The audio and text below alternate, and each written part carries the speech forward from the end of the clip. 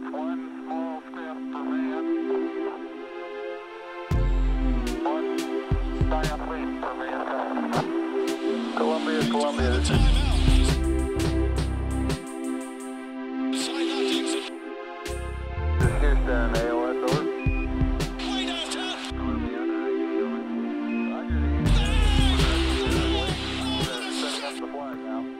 Hello, folks, and welcome to the TKW Podcast. I am Matt Spendley, and I'm joined today by Kyle Maggio. What's going on, buddy? Nothing much. Kyle, are you a fan of scary movies? What level of scary are we talking? So, just a classic. Like, I saw Halloween yesterday, the new Halloween. Yeah. It was entertaining. I had fun with it. I'm like I can't do like horror, like true horror. Like if you just give me a regular rated R scary movie, like a little bit of blood, a little bit of thrills, I can do it. But there's some truly terrifying and gruesome movies out there, and I draw the line at those. I can't do that. The best movie I've seen this year is Hereditary, and it's the scariest movie I've ever seen in my life. It stuck with me for like 3 days. Let me ask you a question. Yes. Why do you spend money to get terrified? Because it's a rush. It's a rush, man. Like, it's the adrenaline rush that you get when watching a scary movie. Like, in this movie, there's this one scene where the woman gets possessed, and she's, like, sitting in the corner of a room, and you sit there for 3 minutes, and the tension builds, and you expect something to happen, and then it kind of just dissipates, and it's just the rush that you get watching something like that. It can't be replicated by anything else. It's so unique. Yeah, see, I can't do it. I can't do those. Like, to be truly horrified, I can't do it. Like, when, I think it was Friday night. No, it was last night. No, it was Friday night. I was just trying to pick something on Netflix with my wife, and we ended up doing the haunted. Oh, yeah, the house Carlo Gugino show, yeah. The Hill House show, yeah, Haunting on Hill House, whatever that is. And that's like my level of scary. You know, like, it's mysterious. It gives you a little bit of that element, but it doesn't truly horrify you. Right. There's not like blood flying out from everywhere. I can't do that kind of stuff. But I like being scared like that. Like, that's like low end level scary movie. I can do that. Yeah, and Halloween is just a slasher flick. Like, it's let's build the tension with some music and then have Michael Myers brutally murder someone in a way that people in the theater will go, ugh. Because that's what happens when you're watching a movie in a packed theater like that. Everyone reacts to it. But it was fun. If you guys like those movies, go see it. It was fun. I will say, before everyone yells at me and calls me a pussy and everything, because things do happen in the comments. My disclaimer here is, when I was about 6 years old, I went to go stay at my uncle's house. My uncle helped raise me, and I went to go stay at his house, and it was my birthday. And then he thought it would be a good idea to let me pick a movie on my birthday. And when you're young, you always want to do things that older folks do. So, of course. We're scrolling through the movies, and my aunt goes like, "Oh, do you like scary movies?" And I don't want to seem like a little bitch boy, so I'm like, "Yeah, I like scary movies. Like, who doesn't like scary movies?" She's like, "Do you want to watch Scream?" And I was just like, "Okay, yeah." And like, I knew what Scream was. Everybody knew The Mask. So, so she puts it on, and my uncle, he sat there. We watched it, and I watched the whole thing, and I was just horrified watching it. I don't blame you. But I also didn't want to be like, no, turn it off, because I didn't want to seem like a little bitch. So I manned up. I got through the whole thing, and then I didn't sleep the whole night. And then every time after that, I'd be outside. When we moved to Connecticut, we lived in the woods. So every time I would like get home, I'd sprint inside. I didn't want to risk getting caught up in the woods somehow, and the Scream guy would come and kill me. So it drastically altered my life after that. So if you're wondering why I don't do the full-on horror flicks, that is why. I can do low-end scary movies, can get little cheap thrills, but I cannot do this full-on horror. That said, I think I can probably watch Halloween. I think that's probably the ceiling for where I'd go with these, but nothing past that. Wow, Scream is a seminal moment, a seminal movie in Kyle Maggio's life. Wow. Yeah, it's not what you want, man. All right, let's talk about the Knicks. So, since we last talked to you guys, the Knicks have lost 2 games by a combined 4 points, losing on Friday night to the Brooklyn Nets in Brooklyn thanks to a Karis LeVert layup with 1 second left, and losing last night, we're recording this on Sunday morning, to the Boston Celtics by the score of 103-101. Let's talk about last night first, and then we'll work our way back. So last night we saw Tim Hardaway Jr. again, 24 points, not incredibly efficient, but we saw him show out. We saw Enes Kanter do his thing. Of course, the incredibly unfortunate Kevin Knox injury. He's going to miss 2 to 4 weeks. And thankfully, it's just that. Yeah, when I saw it, it really looked like just a bad ankle sprain. I was like, I think he'll be out like 2 weeks minimum, a month max. I was thinking maybe like 2 weeks when I saw it, but it's 2 to 4. And you know what? Let him get healthy. Let him take his time. It's not a big deal. But anyways, takeaways from last night's game beyond the Knox injury. Yeah, I mean, Tim Hardaway Jr. was fairly inefficient. I think he was 8 of 21. But and I tweeted it out earlier today. My big thing with him has been through the first 3 games, which is still a microscopic sample and not indicative of a win of any kind. But he's shooting really well from deep. And if he's going to do that, you can live with the overall inefficiency. Like, I don't care if he's missing some shots inside the arc that he normally should hit or he should just hit in general if he's going to shoot 40 some odd percent. And I think he's he's like 39 point something percent from 3. Let me get the exact percentage, but 39.3%. That's beautiful. So I mean, when you and I had talked about a lot of the predictions and hopes that we would see for this upcoming season, we simply just said, hey man, if he shoots like 35% from 3, that would be a win. So if he's going to shoot 39% and then pretty much the exact same field goal percentage, like, I would take it. Like, if you're going to shoot anywhere more efficiently, we would all take the 3-point shooting. So that's one thing. He was 5 of 11 last night from deep, which that's good. That's right. What you would want from him. And taking 11 threes is also good. So when more than half of his shots came from deep last night, I don't mind the overall inefficiency. But outside of that, big thing too is just Enes Kanter. Him and Timmy, this team's going to go as Kanter and Timmy go. So if those guys are going to consistently do this kind of thing and be the rocks for this team, then we're going to see a lot of games like this, I think. I mean, Kanter was just, the last couple of games, even against the Nets, especially against the Nets, he was just scrapping and clawing. And, last night, even with the Celtics, he had a lot of difficulty. That they are really good and versatile with how they can cover bigs. And he still managed to kind of fight his way to, 17, 15, and, a couple of assists, a couple of steals. So against a really good Celtics team like this, that's encouraging too. So I did enjoy that as well. Trier was fun. Seeing Dotson get some burn was fun. Noah Vonleh continues to impress me with his energy and effort. But what about you? What did you think?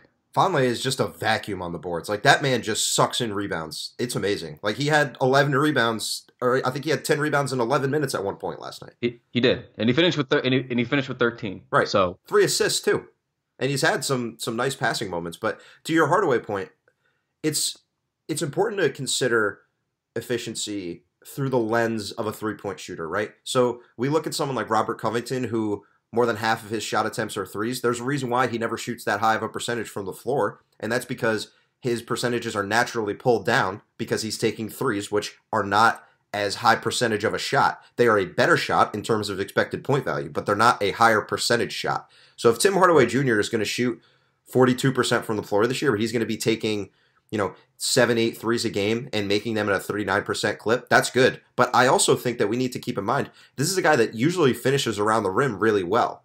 So if his 3-point percentage stays in that area, his field goal percentage is going to be higher. But yep. I'm skeptical the 3-point percentage will stay that high. I think he'll still end up settling in around 35, which, again, I'd love. And we know that he's going to have some tough games. He's going to have some tough games from floor. He can be frustrating at times because he gets into himself a little bit. I liked at the end of the Nets game, you saw his comment where he said, I took too many shots tonight. I need to involve my teammates, because he didn't have any assists after having 5 assists in the first game. And you could tell, when he runs the pick and roll, he can work it. And, all I'm saying, it'd be a real shame if Tim Hardaway Jr. sat here listening to us all summer, tell him what to do to get better. Because I'm thinking that's what happened. It's got to be it. Only explanation. Yeah, honestly, it was a little. I know we talked about it privately, but yeah, I want to get a little victory lap in while we can. I mean, it looks like he's doing exactly what we hoped.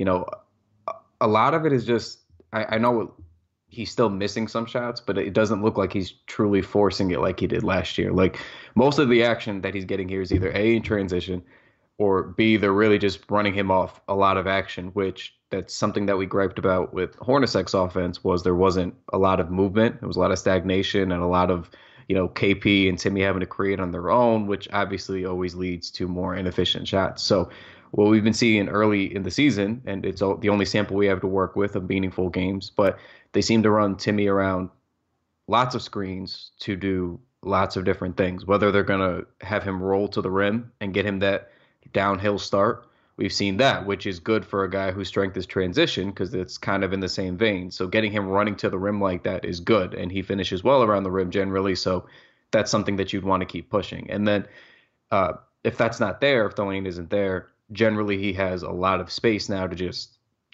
set his feet and get a nice clean shot up, whether it's behind the arc or a couple steps in. So that was one thing I noticed in the Nets game was I know he didn't have any assists, but he had a lot of really clean looks off of screens where he just had 3 or 4 feet between him and the next defender. So if he's going to take those looks, you obviously are going to hope he starts making them, but those are exactly what you work for when you create sets in an offense. You work for just clean, open looks for your jump shooters. So I really have no complaints with Timmy so far, and I know we can get into his defense a little bit now or later if you want, but Yeah, no, let's get into it right now. Talk about his defense.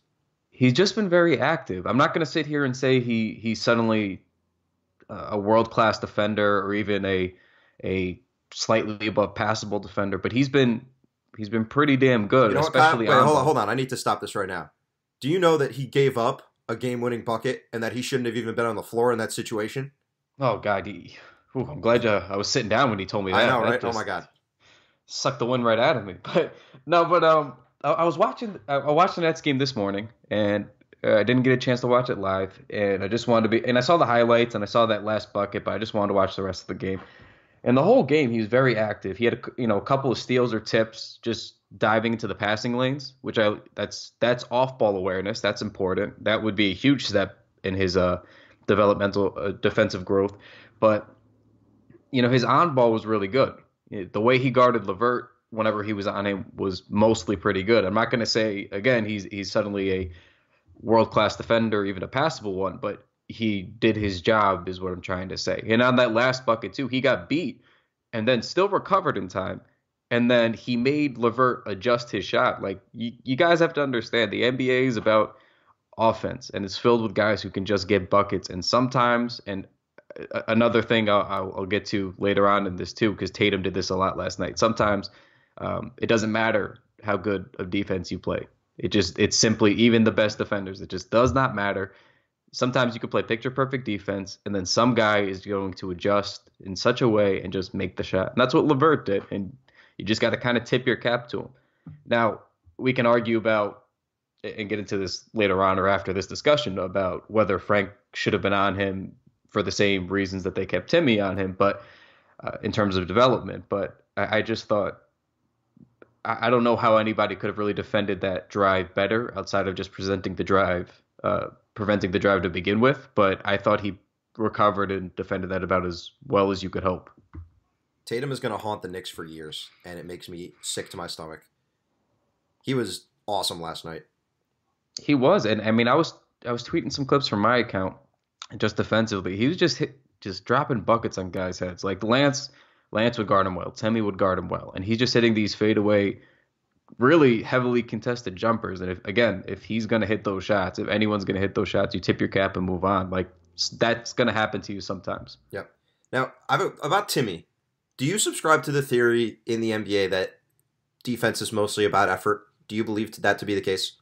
I'm going to pick my words carefully. I don't know if it's mostly about effort, but the effort has to be there. Like effort's required. I don't know if it's mostly about effort, because to me, it's probably half effort, half instincts. Like if you don't have instincts, you're not going to be able to make any defensive plays. You're going to get beat. You're not going to rotate when you need to. You're not going to switch when you need to.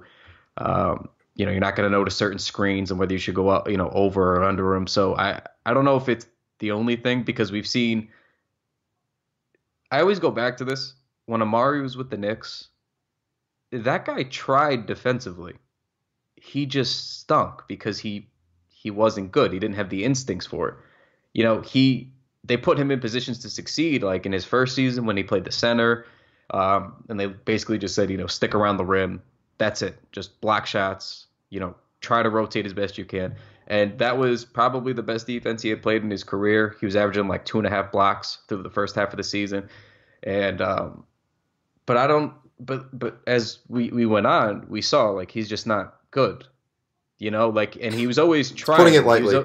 He was always engaged. He was always trying, but he just wasn't good. So effort is not the only thing. Effort does matter. You have to have it, obviously, but you also need to have those instincts ingrained in you. I agree. I believe effort's a little more important than maybe you do in defense, but it's also about scheme, right? And it's understanding.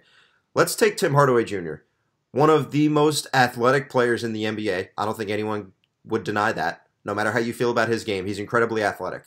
Mm-hmm. He's a bigger guy. He's got a bigger frame. I know he's not exactly, a huge guy, but his athleticism kind of transcends any sort of build that he has to work with.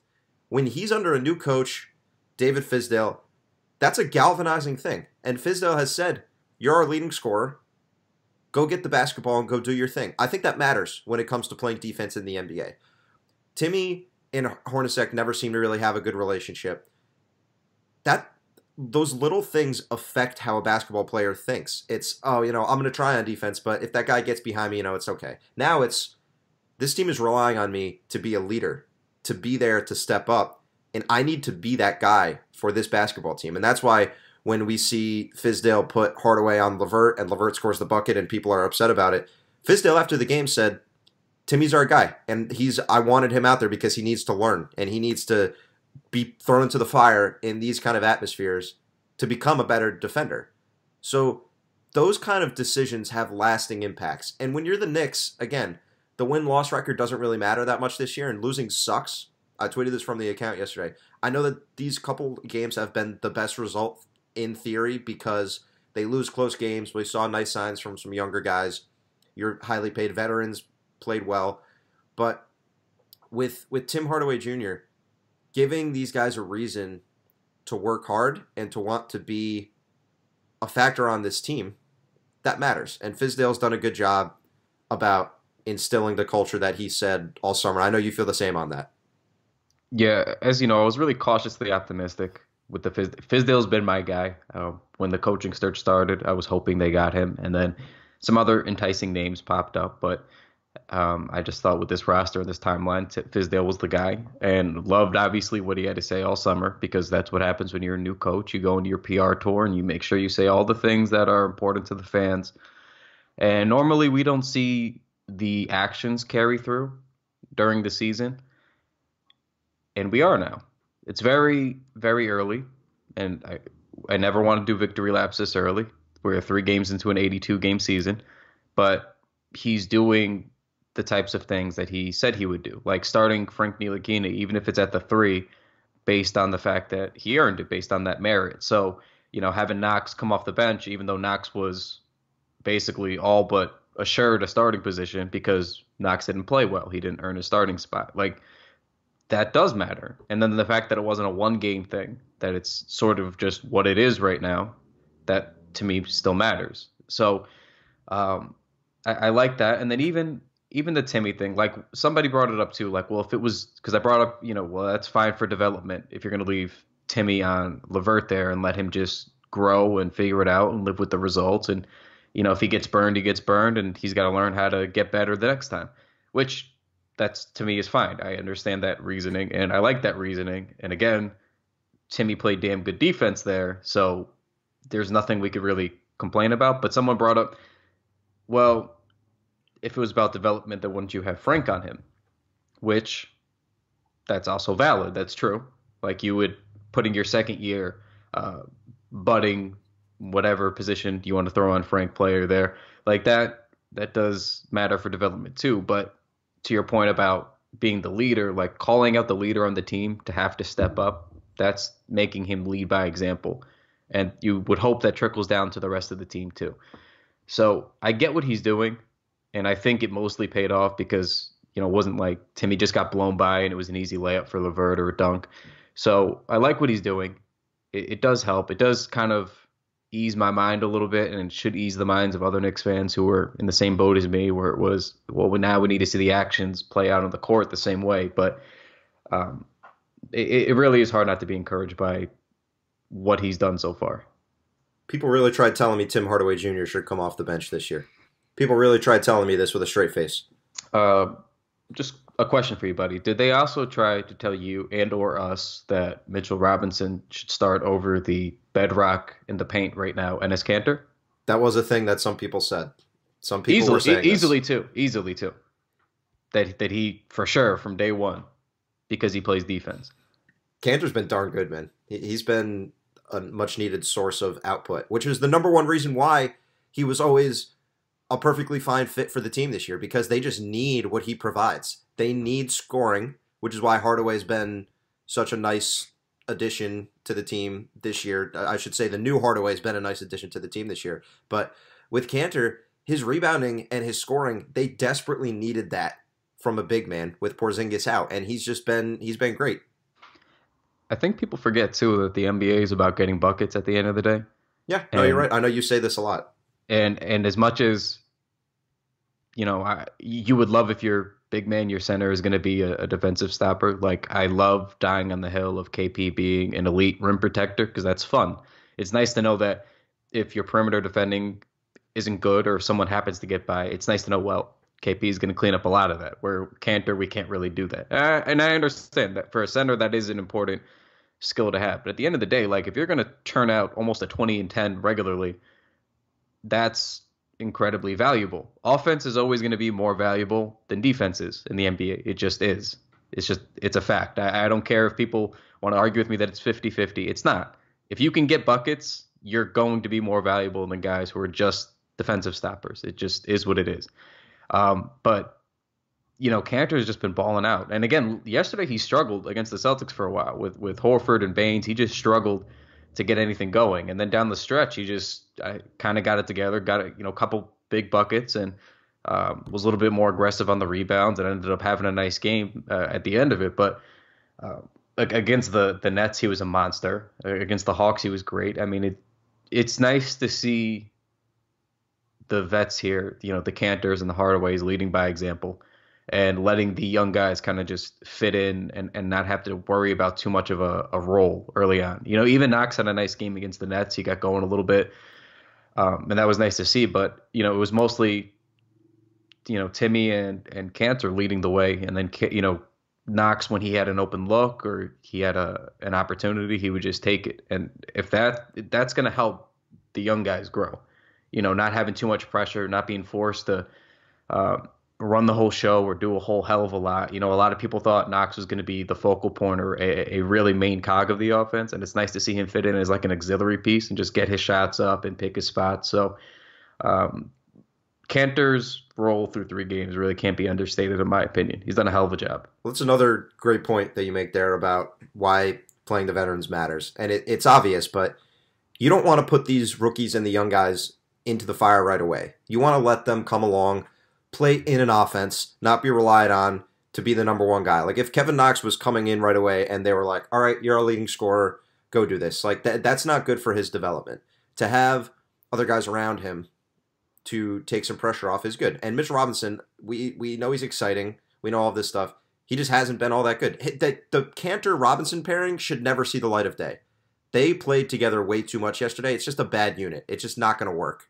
Not enough spacing. And I know Kanter knocked down a 3, but defenses aren't going to respect him from there. That's not really a pairing I want to see any more of. And you can tell me the plus minus or whatever. Like I don't think it was necessarily that bad, but I really, really, really don't like those lineups at all.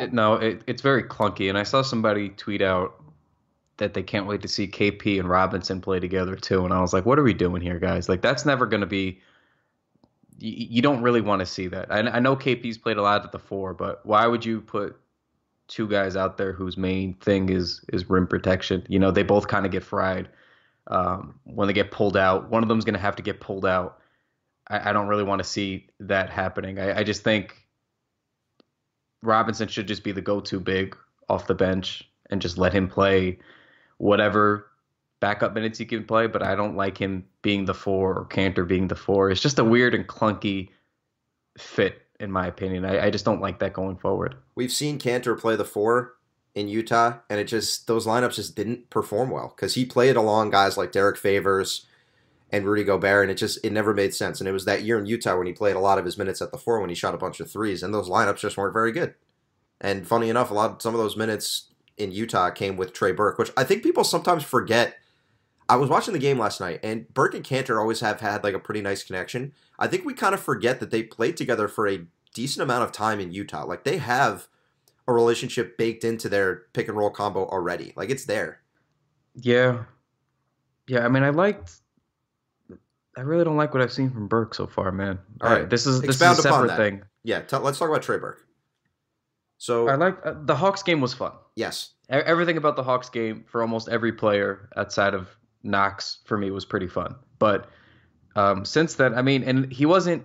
I'm not going to sit here and say he was terrible last night. He had 11 points on 5 of 12 shooting, which isn't great. He didn't hit a 3 last night. He was 0 for 4. So inefficiencies aside, he still got 3 rebounds and 9 assists to go with 1 turnover. We shouldn't forget he also did miss the free throw that the Knicks had a chance to win the game or tie the game, I should say, and he had 3 free throws and he missed. That's what I'm getting to. So I don't understand why that happened. I don't like from an intellectual standpoint. Was he not aware of the situation? Like, it was a broken play. I understand that. So he goes back and he gets the ball. When he gets the ball, there's about 5.5 seconds left. He takes 2 or 3 strides up the court. There's 4 seconds left, and he's probably 5 to 10 feet away from the 3-point line. It was basically a 30-footer. There was plenty of time. And one thing that he does is he can be a shot creator, like an isolated offensive creator. Like, that's one thing that's in his bag. For all the things that we give him shit over, that's one thing that's very well in his bag. And instead of doing anything resembling that, he heaves this like 30 to 35 footer, which was it was horrendous. And despite that horrific decision and not being aware of the situation, he gets fouled. Okay, so all you got to do is hit your free throws, right? Now, if anything, this is always my thing. If you're going to miss one of the free throws, and obviously he didn't make a conscious decision to do this, nobody does, but just miss the ones at the end. Like miss the last one. Like You'd rather him miss the last one? When you miss the first one, now I'm just angry. Yeah, it's already been right. It's already been decided. That's like painful if it's the last one though. My thing was I was already angry that he heaved up the shot, right? So then he gets to the line and I'm like, all right, you got bailed the fuck out. Go hit your fucking free throws. And then he steps right up and misses the first one. I was like, you motherfucker. And then now I'm mad because it's like, it was like back-to-back things. And that just infuriated me. Like, this team shouldn't have been in the game. They should never be in a game against a team like Boston. So the fact that they were and that they had the chance to tie it despite that abysmal decision and then still just botched it, that hurt worse. That was like classic Knicks, like a classic Knicks thing to do against Boston. Like, I'm so tired of seeing that kind of shit happen against Boston. And then, of course, it happens again. It just infuriated me. I hate Boston sports fans right now. They make me so angry to my core. It's nauseating. It's nauseating. They have so much going for them, and they just have for the better part of this last decade, and it is nauseating, and I'm tired of it. It's really a funny time in New York sports. There's no good teams, which I don't know if that's ever happened in the history of time. I think the Nets might actually be pretty good. I'm not saying that they're going to be anything crazy, but like I think I said it on Wednesday or maybe Wednesday. Like, I think that they have a shot at a playoff spot. Karis LeVert is a freaking stud. He's been awesome. He's damn good. Yeah, he's damn good. Like, I don't know how I know he hasn't flown under the radar for like NBA Twitter folks, but I think the general population is probably going to get a pretty good grasp on him now this season. But, and that's also a guy Hardaway and Burke played with at Michigan, for those of you that forget. And that's why Hardaway, you could tell right after the game when Hardaway took the shot against the Nets, which not an awful look, by the way, for him from 3 to potentially win that game for the Knicks. It wasn't terrible, no. He went right up and dapped up LeVert, said, hey, man, like, great shot. We've been doing this thing for years, and it's good to see us both get in our bag. But yeah, it's a couple tough losses. It's just losing to the Nets and the Celtics back-to-back is just annoying. Like, it's fine. It's just annoying. I don't think the Nets are going to be good. I think if you what are you saying, like 10 to 8 seed? Yeah. I'm not saying that they're going to be like a top seed, but I think they're over under. Maybe it was like 31. Like I think that they can win 33 games. No, that's fair. I think I would agree with you there. I could see them. In my opinion, they're probably like the 10 seed. I don't know how much of realistic contention they're going to have, but I could see them being like in the playoff picture if that's what you mean. I could agree with that. They did get smacked by the Pacers last night, though. They got smacked.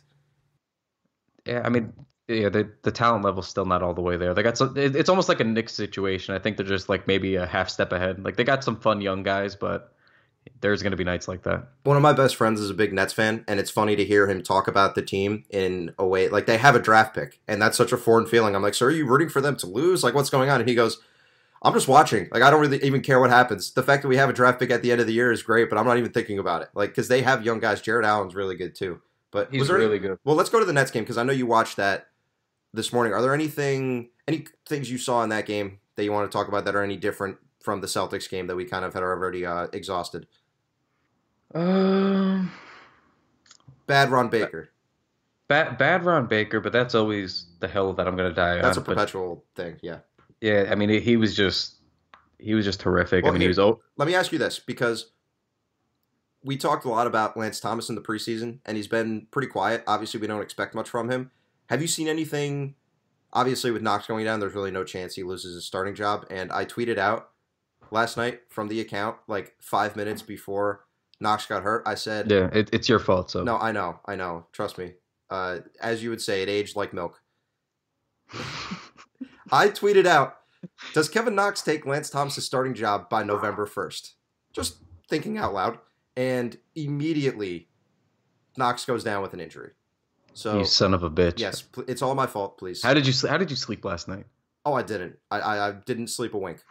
It was keeping me up. The tweet was just running through my head. I couldn't stop thinking about it. Yeah, you deserve that. I know. So. I know. And please, everyone, that's my fault. It's on me. You can at me and tell me. It's my fault. Kev, I'm sorry, buddy. Come back soon, please. As you know, I've stand for Lance. And by stand, I mean I don't think he's absolute ass. He hasn't really contributed much in the first 3 games. I don't think that's how standing works. Yeah, Listen, I don't stand for him. I just say that he doesn't fucking suck at basketball. No, but you have to understand, whenever I don't know when this happened. I'm not even actually popular online, but whenever I have a take about anything, it's an overgeneralization of how I feel. Like we went into this the last pod about Jokic and Doncic. Oh, you saw Jokic last night? He must have heard me. Like he had all of my tweets printed out in his locker, and he just went one by one, carefully reading every word that I've ever said, and he just nodded like that Cam Newton gif where he just nods. Against the Giants. He went out into the court, and he just absolutely decimated. So, that being said, nobody is ever going to shoot perfect from the field again. That's not a thing that will always happen. But it was terrifying. It was a terrifying line to look at. I was intimidated reading it. I even tweeted about it just so people didn't think I was cowering in fear. So I said, so Jokic really just decided. You, by the way, really brave.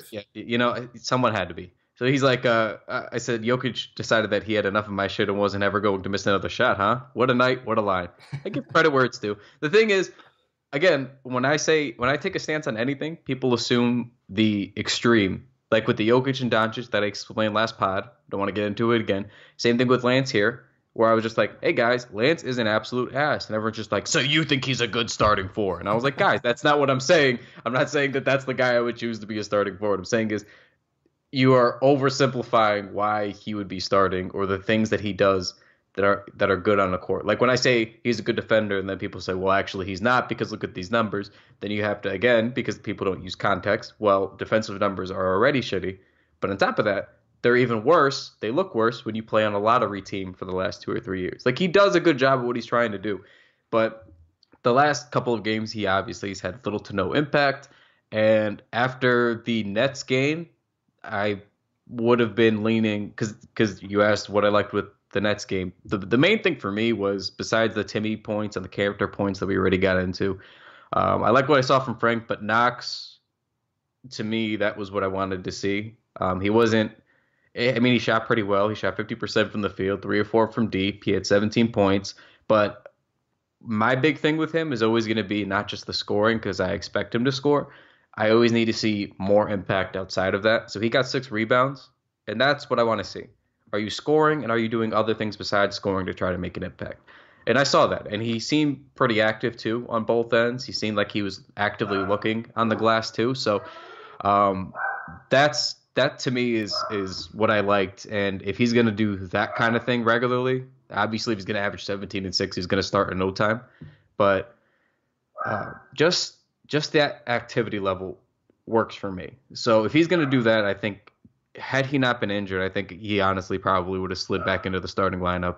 Or not back into, he finally would have broken to the starting lineup. If not by November 1st, right around then. I think he's going to start coming around offensively. What do you think? No, I agree. I think that it's a bummer that he got hurt last night, obviously, so it makes it a little strange to talk about his performance on Friday as something to extrapolate forward just because we won't see him for a little while. But he got the same shots he was getting on Wednesday night. He just knocked him down. He was getting the same looks. He's in the pick and roll and he comes up. I still don't love that 18-footer he likes on the mid-range in a pick and roll. It's just not my kind of thing. It's just not really what I want from him. I'd rather him step out or take it to the hoop. Mm-hmm. But, I mean, he's getting similar looks, and that's all we're asking for. And I think that if you're going to take anything away from the first few games, I think that Fizdale has done a decent job of just putting his players in nice and easy sets to let them succeed. Like last night, he's running easy floppy sets for Timmy to get him open. One of the great staple plays in basketball to get your shooter open for 3. Yep. He's running nice double pick and roll pin downs to get his players in space. He's running plays to get Knox on the move with the basketball. Those are the things that you want to take away. As I said, I like Fizdale, and I like what he says, and I think he's done a good job with the culture fit. I think I'll have issues with his lineup choices. I'll have some issues with maybe some minor things that I can gripe about. But when you're putting your players in positions to succeed on the basketball court, that's what we want to see, because that's not something Jeff Hornacek did with any sort of regularity. Yeah, that's a great point, though, because we brought it up in the last couple of pods, even through the preseason. There's just really an emphasis on, hey, like, we know you guys can create, but that shouldn't be how this game goes for us every game. And we complained about that a lot with Hornacek, where they would just dump the ball into KP or dump the ball up to Timmy on the wing and be like, well, figure this shit out. Oh. Maybe like a quick, really lackadaisical screen, and then they would just try to go with something. But there's really an emphasis on, for me, like that downhill action I keep going back to, because I see it for Knox too. Usually they start on the wing and they set those double screens for him and just let him run all the way around through, get a nice big round head start, and then just run at the rim or pull up when he has the space for it. And that's important. Like, that's stuff that we wanted to see with KP last year too. And hopefully when he comes back, if this is any indicator, we're going to see that kind of stuff. But you should always be wanting to put, your players in positions to succeed. Like Timmy and Knox are going to succeed sort of in that high tempo, transition-y kind of offense, like just getting towards the rim, rolling towards the rim. So seeing that action run consistently for them is really, really encouraging. I really like what Fizdale's been doing, to be honest. To that transition scoring point, I got a question. Where do you think the Knicks rank in terms of total transition possessions taken in the first 3 games? I think the only indicator that I would have for this was I saw a stat for them about pace before last night's game, and they were just out of the top 10. I think it was 11 or 12. So I'm going to assume that they're going to be in the top half of the NBA with this. 6th. Yeah. So they 24 transition, what NBA stats defines as transition possessions. A funny nugget that I have open right now when I'm looking at this, the Spurs have run 4 transition possessions throughout their games this year. Never change, please. So the Knicks, they have been running. It hasn't been an incredibly efficient bag for them yet, but that'll come, and it's such a small sample size. So what are we saying about a coach? We want to see the things that he has talked about all offseason come to fruition. And when we're talking about culture, Fizz has definitely done that. Choosing to bench Knox, as you mentioned, was that. Putting Timmy on LeVert in a situation like that, same thing. But it's also about on the court. So he said we're going to run. That's been the case. He said we're going to shoot more threes. The Knicks are already better at threes. They're 17th out of 30 teams in terms of the frequency of three-pointers they're taking, which is good. Most of that is thanks to Hardaway, but did you have something to say about the threes? Oh, no, I was just going to say, like, if they're just in the top, I think we said this last season, and the bar is very low, but just being in the top 20 is just such a nice feeling. I just feel like a normal NBA team. And that feels when, nice. when I see that, yeah. I think I thought the squeak of your chair was you trying to say something. No, but that was good synergy because I did have a little fleeting thought. So continue. Exactly. But yeah, it's establishing a team and a shot profile that makes sense and pushes this team into the 21st century because they've been this team that chucks up mid-range shots. It's been frustrating, and they still are seventh in the league in mid-range opportunities. But when you're pairing that with a little more threes, that's fine. And those mid-range shots are because I still think there's a lot where Hardaway can stand to take it more to the rim because the Knicks haven't really done much at the rim so far this year, and Knox. But they're doing the things that they said. And putting the ball in the hands of your playmakers is important. We've seen Hardaway on Wednesday and last night in the game against the Celtics. The man can work in the pick and roll because he has a nice game in the middle. He's very patient, which I think that you wouldn't assume, and people outside wouldn't really know about Hardaway. But he's patient in the pick and roll, and he can work it. And he has a nice little touch on a floater that he's got. He has the nice shot, obviously, as we know, in his back pocket. He can work it, and I'm disappointed Knox has gone out because I was looking forward to seeing him with more of the ball in his hands, and we've seen Frank obviously have some nice plays in that. It's just good to see the team sticking to the things that they said they were going to do all summer. Yeah, so one thing, and then I got a question for you. So to your point about the mid-range, that they still shoot them, there's a difference between the ones that they're shooting now versus the ones that they're shooting last year.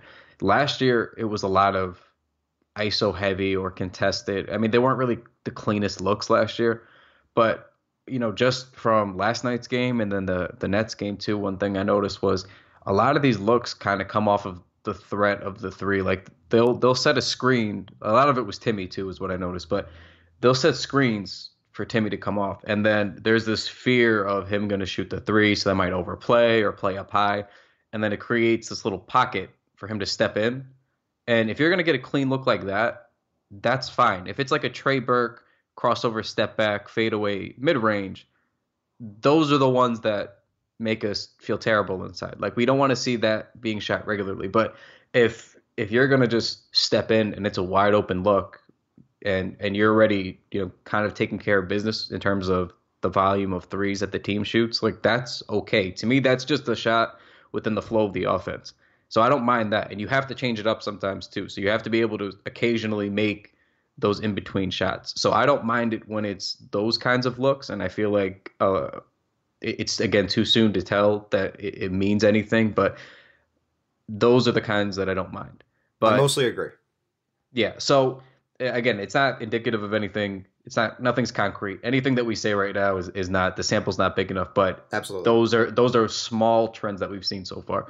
But I do want to ask you about what you've seen from Frank over the first couple of games, because I know he came out of the gates, I wouldn't say hot, but he had a couple of nice games, whether it was the Hawks and the Nets, and then last night he was kind of invisible. But what have you seen? Well, he was pretty quiet last night, and he was a ghastly minus 22 while he was on the floor, while most of the starters were in the, Burke led at +3 and Thomas was a -8, so anywhere in there. I think we have this really weird thing to do with Frank when we evaluate him. It's very strange because I think we need to start to just hone in on the type of player we think he is. And he's just a weird guy in this Knicks fan base because most people love him, but the ones that don't are very vocal about it, saying he's a bust. Someone tweeted at me and said, when are we going to call Frank a bust? I said, maybe when he can drink a beer legally. Maybe that would be fair to wait until that point. It's such a hard thing to do because we have expectations for him, but he's still so young and he's still learning the nuances of the game, and he still shows in, spurts that he can run a pick and roll, that he can shoot the three, that he can be a guy they can rely on for a little bit of offense. But it's interesting. Here's the thing that I've been toying with, and I'm curious what you think about this. How many other guys in the NBA that are as good as Frank is defensively are relied on for a bunch of offense? It's a question that we need to consider because we don't want to put Frank in a box, right? We know that we like his upside, we like his shooting, we like where he can go. But for what he provides defensively, whatever he can provide offensively, if that's simply a floor spacer that can shoot the three, he was 1 of 5 last night, but we've said for a year plus now that we like his potential there just because he has a good form and he can get in areas where he can shoot a nice uncontested three. What can he provide for this team offensively is the question. And then parlay that with his incredible defense already as it is. With him being so young, it's patience. It's understanding that with what this guy can do night in, night out defensively. He played well last night defensively. Obviously, Tatum played well, but he was still doing the best he could to lock him up, and he always makes it hard for opposing offensive players. But it's a weird type of evaluation process we have to go through with Frank, and that's why it gets so contentious at times.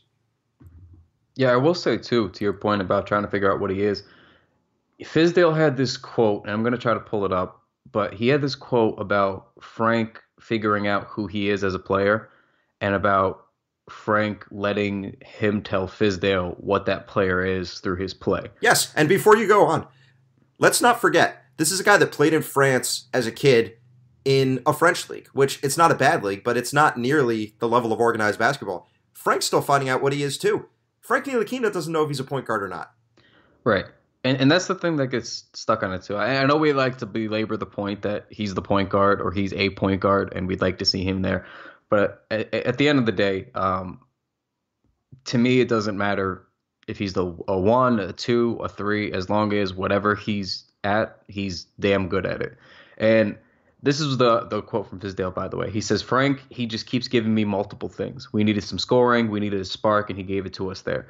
When we needed the defense the other night, he gave it to us there. Frank is our guy that does a lot of different stuff for us, and he's wearing that well. He's going to fill out his role as we play more games, and I'm going to let him tell me what that is. I'm going to just keep putting him out there and letting him play free, and he'll start finding his comfort zone and where to be aggressive and where not to be aggressive as the season goes on. So about that, to me, that's encouraging because, again, I don't care where Frank plays because to me, and this is the thing that I think people get caught up on, obviously we want him to score. Obviously, scoring is important, and he's going to have to figure out some kind of offense. And I think that he will because you could already see, like, he doesn't have the Andre Roberson offensive package. Like, he can actually shoot a bit. He can actually find ways to score. He has a nice touch. He has some playmaking ability. So just from that, mixed with his defense, I don't know why there's this bust talk because to me, he has a pretty safe floor. Like, if your floor for Frank Ntilikina is like in 2 years, he averages 10 or 11 points, maybe a 3 or 2 a game, a couple of assists, 3 or 4 assists, and then he's going to play great defense. That's a really quality starter that you'd want in your lineup. Like, not every pick is going to be a home run. Not every pick is going to be Kristaps Porzingis and hopefully what we think Kevin Knox is.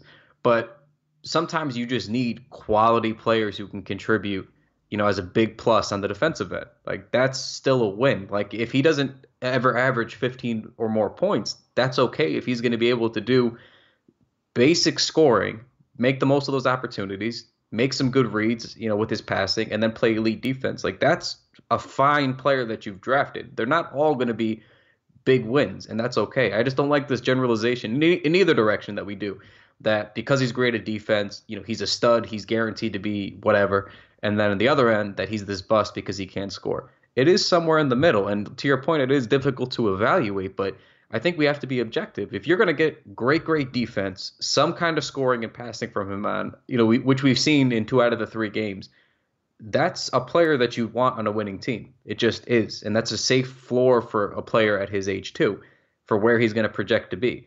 So whether or not you want to agree about him being a point guard, I don't really care about that. But I just don't see this bust talk. That to me is really silly. Frank is the perfect personification of watching the game to understand what a player provides for basketball. And it's what makes basketball such a fantastic sport. And it makes it a beautiful thing to not only talk about, but to watch.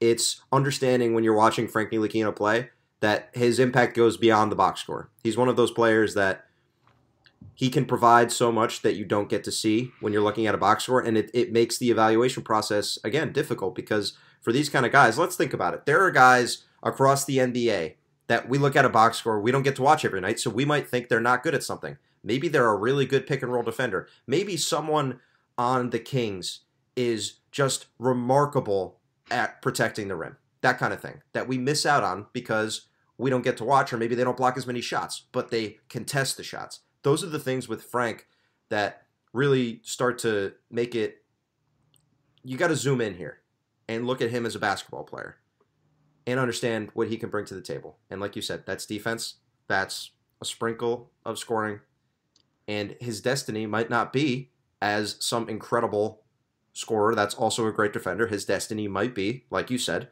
being a great defender, being a reliable three-point shooter, and providing the offense with just a little bit. And that's okay. And I think that if that comes to pass, if he's going to be as good a defender as we think he is, and as we basically at this point know he is, and also just provide that to the team, that might be okay in the end. But just give it time. The Knicks are bad. Let's not put out any jerseys on this guy until we've seen more. We've seen one full season. Let's keep this thing rolling. We already saw him have one good game against the Nets. He had that nice 7-point run. How about we just be patient, people? That's all I ask. Yeah, the big thing, the last thing I will say for Frank, though, too, is he will at some point have to score to stay on the floor. No, you're absolutely right. But that's not now. To your point about keeping it into the scope in the context of this season. Like, that's why I'm saying, people are valid for saying he needs to score. But that's what I'm saying. It needs to be double digits at some point in the next couple of years for him to stay on the floor comfortably. Because if not, then you get in those weird Roberson situations where despite your tremendous defensive value, they know they don't even have to look or sniff in your direction because you're not going to contribute offensively. And I already think he's a better offensive player than Roberson is, so I'm not trying to die on that comparison. But just as a really loose example, he will at some point have to find ways to make pretty good contribution on the offensive end. But I don't think that does it. I don't think that has to be this year, like you're saying. It could be next year when KP's back. That's when you'd like to start seeing it, and especially the year after. But it's going to have to come at some point. Last thing before we get out of here, let's talk about how the Knicks will account for Kevin Knox's absence. So we saw Damian Dotson get 22 minutes last night. He had a great end to the first half. 10 points, 2 assists, 2 boards, 2 threes. He's a guy that they're probably going to have to play more, which is something we've advocated for over the summer and last year too. So more Dotson minutes, do you like? We've been heavy in the camp that Dotson should get burned and should get his opportunities. And we were a little bit bewildered that he was buried in the preseason and he just kind of fell out of favor even with Fizdale. But it was nice to see him get some good run, actual meaningful minutes against a good team. This is a team that allowed a pick to go to the finals this year. And it's early in the season, so that could mean nothing. But he stepped in and did a good job. He shot 40% from deep, 2 of 5 shooting, and finished with 10 points, 4 of 8 shooting as a whole, couple rebounds, couple assists, couple of steals. And that's about as good as you hope to get off a guy who was glued to the bench prior to tonight. But really like what I saw from him, just nice and active. Definitely helped keep the Knicks in the game last night. Him and Trier both, to be honest, to answer your question about the Knox thing, you would hope that Hazonia figures out a way to make an impact, but he's been underwhelming. So I think right now they're probably just going to – I think Trier is going to get a pretty significant bump in his opportunities. That's just how that's going to work. He's just been too good offensively. But I'd hope we see more Dotson and not just an expanded role for Hazonia and them try to force the issue there. So I don't know that that's going to happen necessarily, but I think Dotson's kind of earned it if we're going to stick with this merit narrative that Fizdale likes to push. I think Hazonia hasn't really proven he deserves to stay on the floor, whereas Dotson came in and made the most out of his opportunities, so he at the very least deserves a nice little leash for that next game. For sure. And I would imagine we'll see that because that's what we've seen Fizdale do. Trier in his 3 games, 26 minutes, 16 minutes, 25 minutes. Pretty consistent. it feels like he's a guy that the Knicks are definitely going to rely on for scoring, and I think Fizz likes him too. So those are the guys you might see step up on Monday when the Knicks go to Milwaukee to play the Bucks. And that's the next game we're looking at. I really can't wait for these 45 days to be up for Trier. It's maybe too soon to start thinking of him as this is who he is for sure, but from what we have to go off of, those 4 or 5 preseason games, and then what we've seen the first 3 games, he's been pretty goddamn consistent. So I am thoroughly enjoying this, and I am eager for the 45-day window to be up with the G League, and then they can figure that component out, because I think he's well on his way to playing a big role on an actual NBA team consistently. Oh, he'll play. He's played 22 minutes average so far. He'll play that all year. If he's healthy, he's going to be there. I just mean separate entirely and away from the Dub, Knicks, and Westchester. I know what you mean. Like if you imagine if we found this guy, like if this is really who he is, and he becomes a bona fide 6th man for this team, and he's putting up these kinds of numbers, and he was undrafted, and we just kind of snagged him, that would be, I mean, wow. To get him and Knox, we haven't seen like a ton from Mitchell Robinson due to injuries from the first 3 games, but wow, would that be a big win? He's the best undrafted player in NBA history. I said it's not close.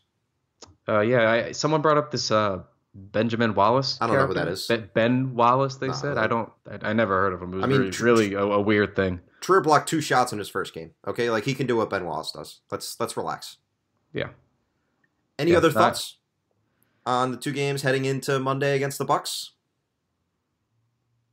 Nope, just love the energy, love the effort, love that they've been scrapping and fighting. If they lose, the next 79 games that way, I wouldn't care. If they're going to scrap and claw and fight like that, and it might be a long season loss-wise, but if they're going to fight like that, it's always going to be entertaining. It's always going to be watchable and enjoyable. So hopefully that's what we get more often than not.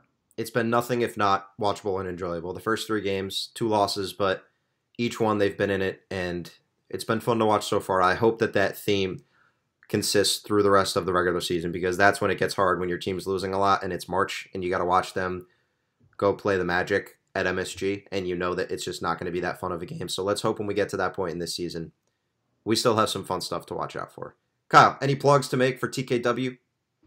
Yep. Please make sure you give us a nice little 5-star rating, a nice little review. That helps us be able to do what we do. So please do that after you get done listening today. Check out the TKW shop on TeePublic. So we have a bunch of new merchandise coming out. We have hopefully something coming out soon for one of the rookies on this team, but we already have a nice Mitchell Robinson shirt that you should get. It's beautiful. So make sure you go over there, at least check out what we have. Holiday season's coming up. Make sure you favorite that. Get some gifts for all the Knicks fans that you know. Make sure you subscribe to us on Twitch. I think it's just twitch.tv/the Knicks Wall. We're going to be doing a lot of pre and post game shows there with playing out the matchups on game days. We might do some throwback Thursday things like we did with the Nets and Knicks last week, where we played the Jason Kidd era Nets against the Allen Houston era Knicks, and that was a nice little thing. So we're just looking to do more creative and innovative things to get you guys involved. So subscribe there, join in, watch us when we do that. Outside of that, I think we're pretty much set. Just, go to theknickswall.com. A lot of good content, good brand in my opinion. I agree. Great website. All right, guys. Knicks Bucks tomorrow. We'll be watching. Thanks for listening. Kyle, we'll talk to you later. Take it easy, buddy. You do have to be rather careful to keep track of where your center of mass is.